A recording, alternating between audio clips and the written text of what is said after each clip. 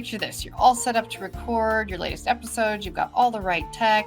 And then suddenly you're bombarded with outside noises, honking cars, barking dogs, sirens, someone dropping something loud in the street or in the building. And that's not exactly the vibe you're going for. And I've been through all of those. And that was never the vibe I was going for. It's one thing if you really want your podcast to be a casual, chill, there's sirens in the world. So what? On we go with life. But it really depends on what you're going for, what's your vibe, what's your brand. And if you're looking to have a world-class podcast, if you're looking to make a world-class impression, it takes more time, it takes a little more effort, and mostly just some conscientiousness around how you have your setup and where you're taping. Welcome to Launch It, the Podcast Maestro, your gateway to becoming a thought leader in your field. Dive into the world of elite podcasting and master the art of influence and inspiration. And now, podcast personality, award-winning author and actress, Anne Scottlin. Welcome back, changemakers, experts in your own area. Welcome to another episode of Launch It, the Podcast Maestro. And I'm Anne Scottlin, the Podcast Maestro. I'm here to bring you some podcasting advice today, some inspiration to get you off to a great start or to take your podcast to the next level. I believe that having a world-class podcast can really make you an expert in your field. And so I'm giving you so many tips and tools that I have learned and gained the hard way. And today I'm diving into the world of audio mics. Ooh, that's what everyone is always like, the mic. How do I pick a mic? Well, your voice deserves to really have that clarity and authority of a maestro conducting a symphony, right? But that's not always the case. Have you ever listened to a podcast that sounded like it was recorded in a tin can? Or worse, where the host sounded like they were talking through a sock, It's so frustrating regardless of where or how you're listening to it, you're like, I really want to hear what they're talking about, but I just can't stand it. It's so annoying. So that's why I'm here to help underscore the importance of quality sound and how it can make or break your podcasting journey. It really can. But first of all, let's chat about the importance of finding the perfect podcast recording location. So picture this. You're all set up to record your latest episode. You've got all the right tech. And then suddenly you're bombarded with outside noises, honking cars, barking dogs, sirens, someone dropping something loud in the street or in the building. And that's not exactly the vibe you're going for. And I've been through all of those. And that was never the vibe I was going for. It's one thing if you really want your podcast to be a casual, chill, there's sirens in the world. So what? On we go with life. But it really depends on what you're going for, what's your vibe, what's your brand. And if you're looking to have a world-class podcast, if you're looking to make a world-class impression, it takes more time, it takes a little more effort, and mostly just some conscientiousness around how you have your setup and where you're taping. So that it's a no-brainer that you want to find a quiet, as much as possible, echo-free space to really get that crystal clear sound. Which is easier said than done because I've recorded in a wide variety of different places and spaces. And just when you think you've got it set, something else happens. One of my favorite places to record, especially if it's audio only, is walk-in closets. If you're not a voiceover professional, you probably already know that that's a great secret because it's a closed space. It's usually on inside walls. It has no windows. It has a door, and you're surrounded by insulation of clothes, shoes, whatever. Absolutely fabulous, especially if it's carpeted, right? A spare room without windows can be really useful, but it depends on what. Is it just a concrete slab? Because if that's the case, you probably need to add floor or wall or ceiling insulation. I had a guest on my podcast who we set everything up in advance. We did a tech check, which is something I highly recommend that you do before the show, usually even a day or two before the show. And everything seemed fine. And I just assumed, because I didn't clarify, that this guest was going to tape in the same location that we had tested. And it turns out they sat down for a live show to tape in a coffee shop an actual coffee shop with people coming and going and like a bell on the door and people shouting out names on the coffee and this really, really disruptive music in the background. And we were talking on a fairly serious subject and it was just unbearable. And I had to cut the whole episode short because I'm like, I can't force people to listen to that. That's not what they're tuning in for. So I changed a lot of my own habits around that because like that is not what I was looking for in a world-class podcast. Now, if I was just chilling on a park bench podcasting and she's chilling in a cafe and that's just our modus operandi, then we'll just do it, right? But yeah, that wasn't what I'm really going for. So if you do have a compromised recording environment, choosing an excellent mic is even more important. So let's talk about mics. You've heard that story about the corporate podcasting guy who lost his job because on the show he was talking about the CEO of the company and he said, whatever her name was, Belinda is a tremendous asset. But he was podcasting from his car on his earbuds and no one heard the "et" on the end of asset. Belinda is a tremendous asset. So your sound really does matter. The quality of your taping environment and your microphone is a huge difference. And we're going to talk about more about what you do as we go on in this show, when you have alternate environments that aren't ideal, but temporary, that how you can still come up with some quick tricks to make it work as well as possible. So let's talk. There's so many different mics. This is like the number one question I get asked about podcasts, or especially by people who are getting ready to start a podcast. What mic do I use? There's so many different kinds. There's overhead mics on arms. There's lav mics. There's desktop mics. There are so many to choose from. But the real question is, what's right for you? What's right for your podcast? If you were on listening to the last show, watching the last show, we talked about whether you should pick an audio or video podcast for your personality, your branding, your vibe, and where your audience is when they're consuming your podcast. So all of these have an effect on which mic you want to choose. And it really depends on your personal preferences for your recording setup, right? So overhead mics are great for creating that classic radio announcer vibe. You know, they're hanging kind of right here and it just looks like the radio station. Lav mics offer a lot of flexibility because if you do have a podcast that is on the go, outside, always changing location, that is a really good way to go. Another really good use for lav mics, of course, coming from the film industry myself, is when you're going for a TV fill. I'm not using a lav mic today, but this would be a good example of when you could use one. And if you happen to not know what a lav mic is, it's just those little clip mics you see sometimes on news anchors or other people. It's either on your lapel or under your clothes just a little bit. And usually you can get really great sound. And let's not forget about desktop mics, which are perfect, really, in my opinion, for home studios. They provide excellent sound quality in most cases. So we're going to talk about all of these today, at least in regard to desktop mics and arm mics, lav mics. That might be for a different time. That's usually for a more advanced podcaster anyway, if you're getting to those specifics. So mics are different. They're different in so many ways, in how they pick up sound and how they convert sound and what they cost. So many different kinds. So the Super Pro mics start at about $1,000. That's pretty steep, depending on if this is something you plan to do for a long time. It also just depends on your budget, though. If you have that budget, then you want to just have the silky, smooth, perfect voice. Then you probably want to jump into something like the Sennheiser MKH 416.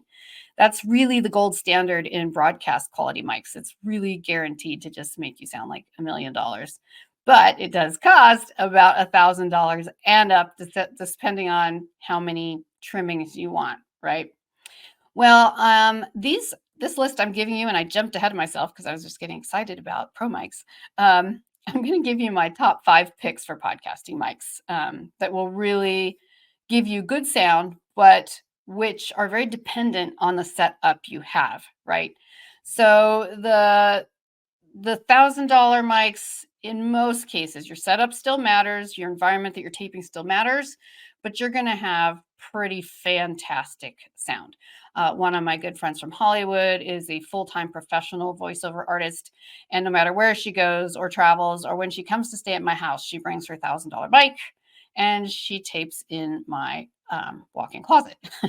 So you can see, and this is someone who has over 500 or 600 voice credits, video game credits. Like, this is a full-time professional in voiceover. So that's what's happening. Now, those may have been for auditions, not final production when she goes to actual lot studios, but that is how she can get a good enough sound for what she needs to do.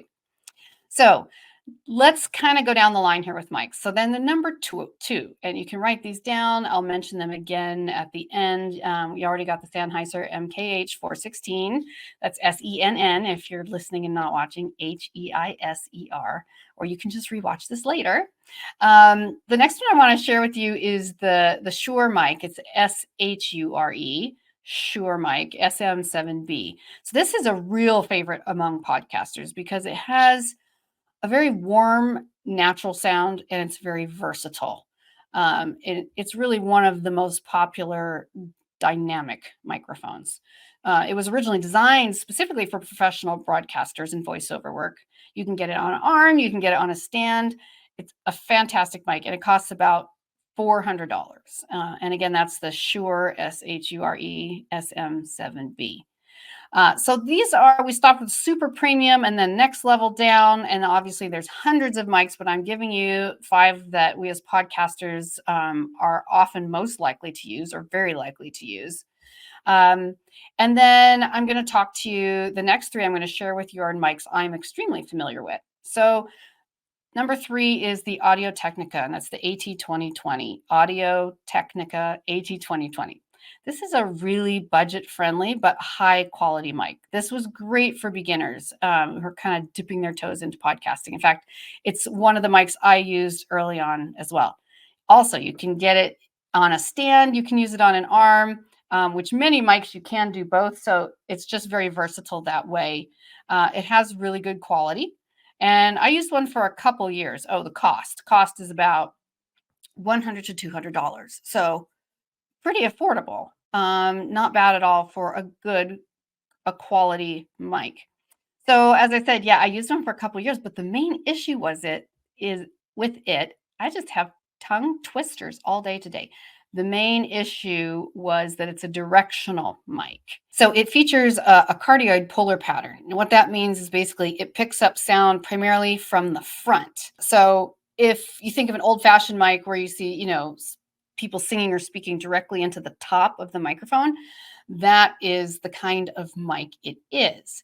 So if you speak directly into it, you're going to get really good quality. And the AT2020 is really good for that reason because it's cutting out the background noise. The Audio Technica AT2020 is really cutting out the background noise around you. So for a lot of beginning podcasters or anyone who's just trying to up their game and get a good solid mic, it's a great mic, but it has to work with your setup, and it didn't work with mine. I used it, as I said, for a couple years. The problem was that I don't usually go for producing my own radio style look show. I like more of a TV style look show. And because of that, I didn't really want the arm mic hanging down from the top, and I didn't want it on a stand right in front of my mouth here in the picture. I wanted an off-screen mic look, right? So because of that, what would happen, even though I bought this really good mic, was that I wasn't speaking directly into the top.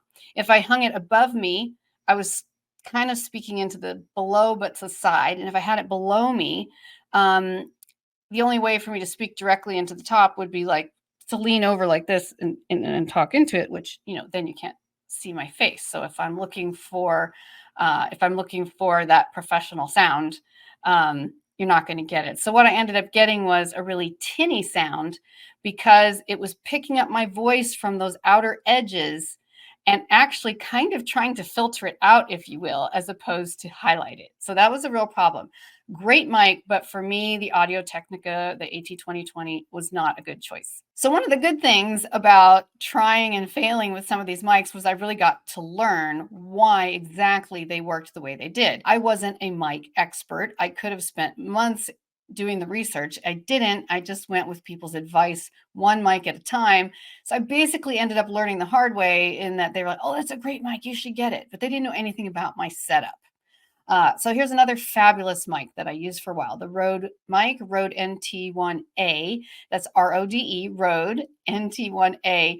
It's a classic large diaphragm, true condenser mic, and it's really famous for its low self-noise, for its crisp sound.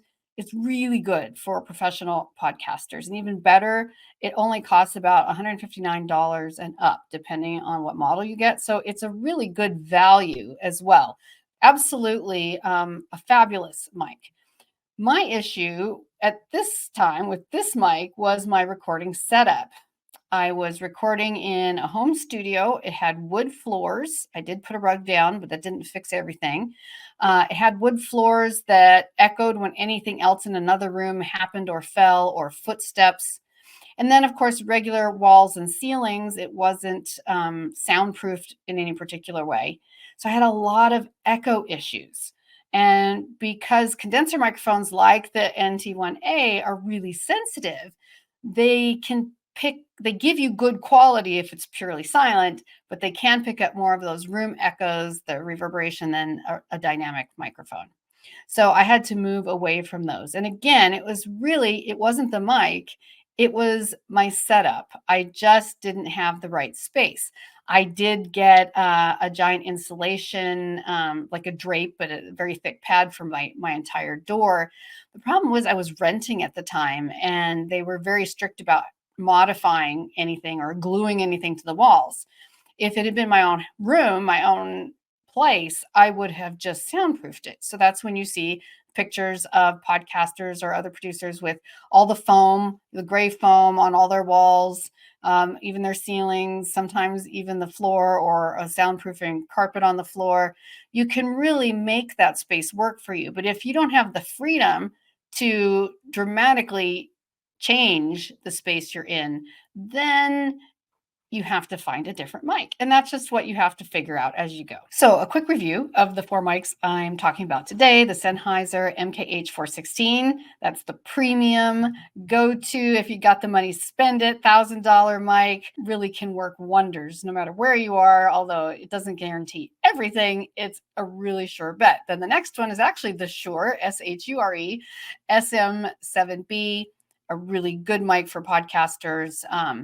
And designed for professional broadcasters, but still about $400. And then the Audio Technica, I guess I'm actually reviewing 5. I don't know why I said 4. The Audio Technica AT2020, and that's the one I used, but realized that it wasn't the right mic for me because it's a directional mic, and I was ending up speaking into it, or was picking up the sound from the sides and giving me this really tinny quality because it was trying to filter me out. And then the fourth one, the one we just talked about, the Rode NT1A, that classic large diaphragm, true condenser mic. Again, an excellent mic, but the problem was it picked up too much background noise. And it really needed a more quiet environment, at least in the setup I had. So now we come to number 5, save the best for last. Well, my favorite anyway, which is the Blue Yeti. And this is a really popular choice because it's so plug and play. And that's actually what I'm using today, is the Blue Yeti. If you know anything about microphones, you know how popular this is. It's portable, it's easy. I'm gonna let you have a quick peek right there. There's the mic, and here is the pop filter. So a pop filter is, if you don't know, a pop filter is the screen that keeps you from giving that sound in the mic.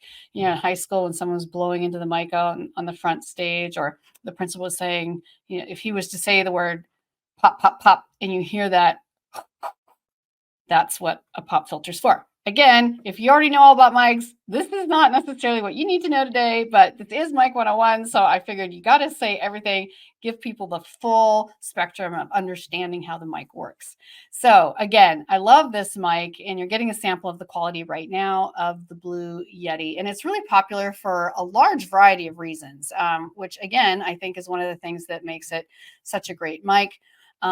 It's very versatile in its polar patterns. Now, what that means is it features multiple polar patterns. These are cardioid, bidirectional, omnidirectional, stereo.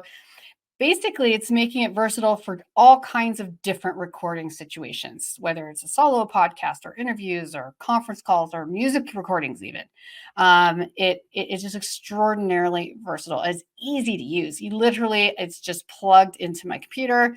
Now, I will say that my computer, which is the camera I'm using today, I'm using a Mac today.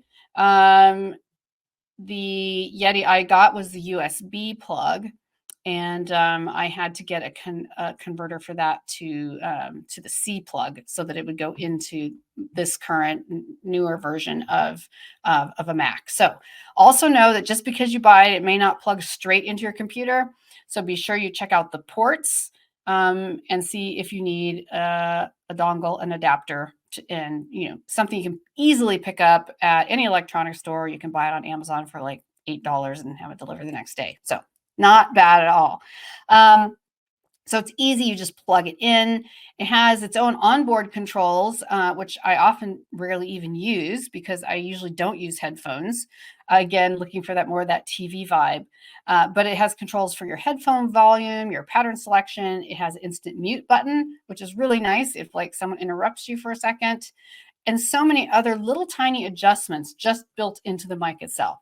So what I love about it is you don't have to be a sound expert to understand and use the Blue Yeti. It has a built-in headphone jack or USB, and on. I could just keep telling you more, but for the price, it really provides really good sound quality, and it can be a significant upgrade even from all your built-in computer mics or the lower end audio equipment. I hate built-in computer mics. That is one of my pet peeves. When I'm going to have someone who's coming on as a co-host or anyone who's going to be on the show with me regularly, they have to have a separate mic. You cannot use your earphones from your phone. You cannot use your earpods. You cannot use your computer mic. It's great for Zoom calls. It's great for conference calls when the recording quality isn't at stake. But if you're trying to become a leader in your field, if you want to be a thought leader, if you want to be respected by having a world-class podcast, you have to have some good, solid sound. Again, the cost on the Blue Yeti is the best part of all because it starts at $99 and really goes up to like $199, depending on the options you prefer. It's pretty shocking that you can get this good of a piece of equipment for that price. You can get the pop filter that comes with it, and it really looks cool. It just has that old-fashioned microphone look that is kind of trendy and a little bit retro. So there you go. So whether you're recording in a state-of-the-art studio and you're lucky to have that, or you're in a makeshift closet booth, remember that the quality of the sound is really the key to capturing your audience attention and keeping them there and keeping them coming back for more, as opposed to that tin can sound, as opposed to super echo, as opposed to someone talking through a sock sound. To find your perfect podcaster voice, you need to really find the mic that works for you and with your setup. And that's really how you find your podcasting magic. And as always, if you're ready to take your podcast to the next level, reach out to me. I'm here to support you every step of the way on your journey to podcasting, whether you are looking for free tips and pointers here on the show, whether you're looking for consulting, whether you're looking for full production, editing, distribution. This is the place to come. If you want to be a thought leader in your field, let's give you a world-class podcast and make you great. So, change makers, experts in your own field, until next time, here's to world-class podcasting and making you a thought leader in your field. I'm Anne Scottlin. Check out the mics and send me your messages. I would love to hear from you. The email is streaming. You can also go to my website, annescottlin.com. Send me your questions or comments and suggestions for topics you'd love to see on the show.